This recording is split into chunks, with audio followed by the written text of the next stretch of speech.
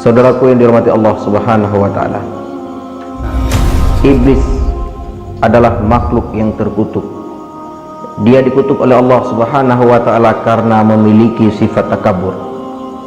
Sebelum iblis dikutuk oleh Allah Subhanahu wa taala, dia adalah makhluk yang paling taat kepada Allah Subhanahu wa taala. Iblis pernah menjadi gurunya para malaikat. Iblis pernah menjadi khazinul arsy, penanggung arasy. Iblis juga pernah menghuni syurganya Allah. Tapi kenapa iblis menjadi makhluk terkutuk, bahkan menjadi adu mubin, musuh yang nyata bagi makhluk Allah yang lainnya?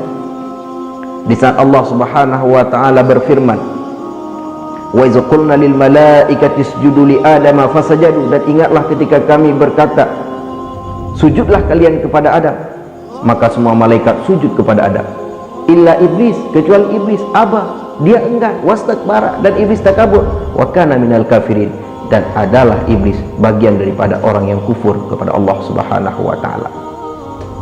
Takaburlah yang membuat iblis menjadi makhluk yang terkutuk. Iblis merasa dirinya paling terhormat. Iblis merasa dirinya paling taat.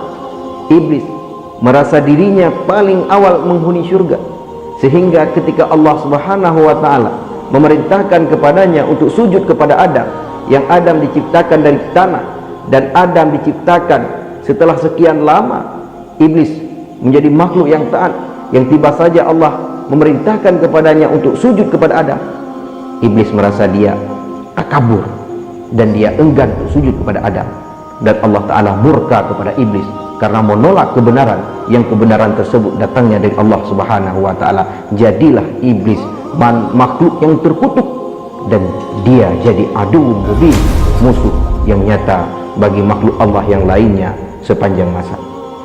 Saudaraku yang dirahmati Allah Subhanahu wa taala, dari sana kita dapat belajar bagaimana takabur itu. Apabila dalam hati seseorang sudah dihinggapi penyakit takabur, maka malapetaka akan mengintai kepada dia. Jika dalam hati seseorang telah tertanam sifat tersebut, maka kebinasaan akan selalu menyertainya. Kenapa?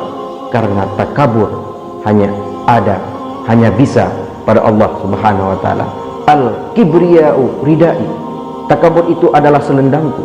Allah Subhanahu wa taala mengatakan bahwa yang berhak untuk menyandang takabur adalah Allah Subhanahu wa taala. Kenapa? Karena semuanya di alam semesta ini adalah milik Allah Subhanahu wa taala. Tidak ada satupun makhluk yang dapat takabur di bumi ini. Jika dia melakukan takabur, maka kebinasaan akan selalu mengintainya. Semoga kita dijauhkan daripada sifat yang tercela tersebut. Kita berlindung kepada Allah. Semoga kita menjadi orang yang selalu merendah diri di hadapan Allah dan di hadapan makhluk.